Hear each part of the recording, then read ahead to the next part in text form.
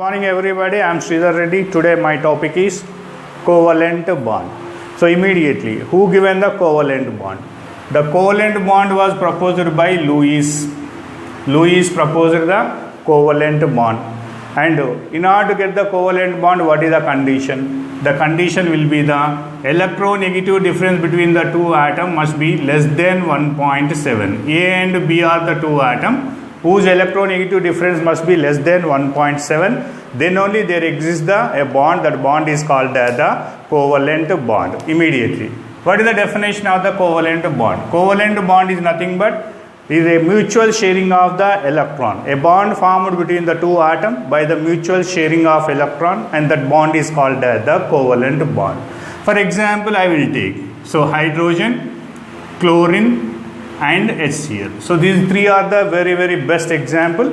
Let us take the first example. I am taking hydrogen. Let us take here. Hydrogen molecule will have the two hydrogen atom, and each hydrogen atom electronic configuration, valence electronic configuration is the 1s1. Ultimately, each atom will have the one electron. Ultimately, this hydrogen contributes one electron. This hydrogen also contributes the one electron. Now, this pair of electron mutually shares between the two atoms. Now, this hydrogen has the two electron. This hydrogen also has the two electron. So, two electron nothing but they will get the nearest noble gas configuration, helium, whose electronic configuration is the 1s2. Ultimately, now hydrogen is stabilized and it has the stability and it acquires the nearest noble gas configuration, that is the helium configuration. Both hydrogen has now two electron. How they have got the two electron?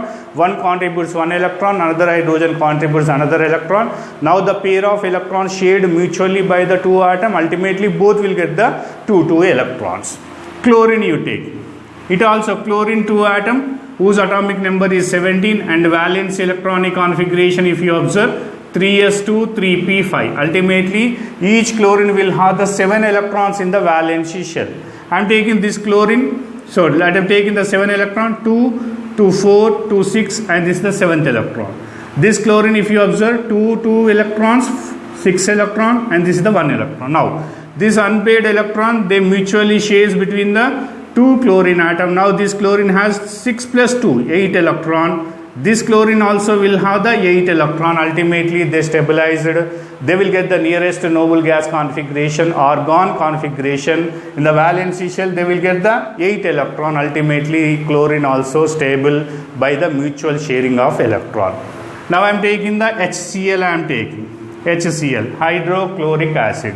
Hydrogen has 1 electron in the valence shell.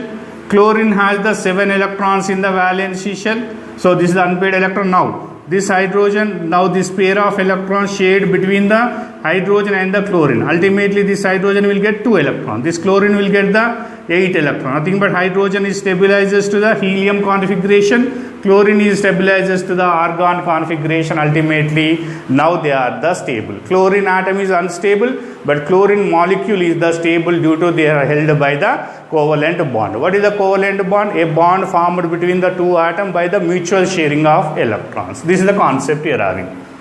Then based on the atom participating in the chemical bonding, and chemical bonds are classified into two types. One is called the homoatomic covalent bond, heteroatomic covalent bond. Homoatomic covalent bond, heteroatomic covalent bond. In the word you are getting homo, same, hetero, different.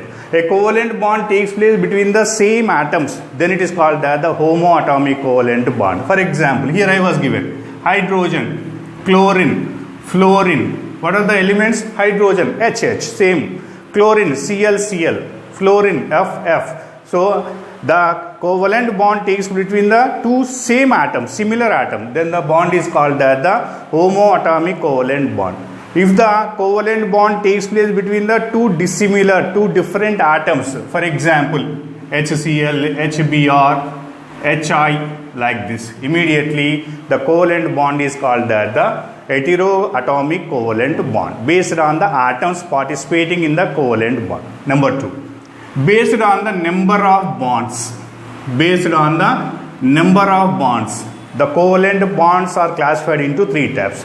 single bonded covalent bond, doubly bonded covalent bond and triply bonded covalent bond. What is a single bonded covalent bond? If one pair of electron shared between the two atoms, only one pair of electrons shared between the two atoms, then the covalent bond is called as the single bond, which is called as the singly bonded covalent bond. Same. Number 2. If the two electrons are shared between the two atoms, two pair of electrons shared between the two atoms, then you will get the doubly bonded covalent bond. Similarly, if the three pairs of electrons are shared between the two atoms, then the covalent bond is called as the triply bonded covalent bond. Single bond, double bond, triple bond. What is the double bond? Two pair of electrons are participated in the covalent bond. What is the triple bond? Three pairs of electrons are participated in the covalent bond. Based on the number of bonds, they are classified into 3 types. Based on the atom, they are classified into 2 types. Then, the characteristic properties of the covalent bond. When the covalent bond forms, what are the conditions? So, in the last video, we discussed about the ionic bond. So, now I am taking what are the factors favorable for the formation of the covalent bond. So, the small size on the cation. Number 2, large size on anion. Small size on the cation is favorable for the covalent bond. Large size on the anion is favorable for the covalent bond. Number 3, high charge on the cation and the anion. High charge on the cation and the anion. For example, Al plus 3, magnesium plus 2, sodium plus 1. Charge increases, covalent nature increases. Al plus 3 can form covalent bond very easily. So it may be the cation, it may be the anion. Charge increases, covalent nature increases. Number 4, any element which will have the pseudo electronic configuration, pseudo inert gas configuration, they forms the covalent bond. What is the pseudo inert gas configuration? Pseudo octet configuration, if you observe in the valency shell, they will have the 18 electron. They will have the 8 electron octet configuration. Pseudo electronic configuration, nothing but in the valency shell, they must and should have the 18 electrons. 18 electrons is called as the pseudo electronic configuration. The element which will have the pseudo electronic configuration, they prefers the covalent compounds easily. Then last and final one here I will give you.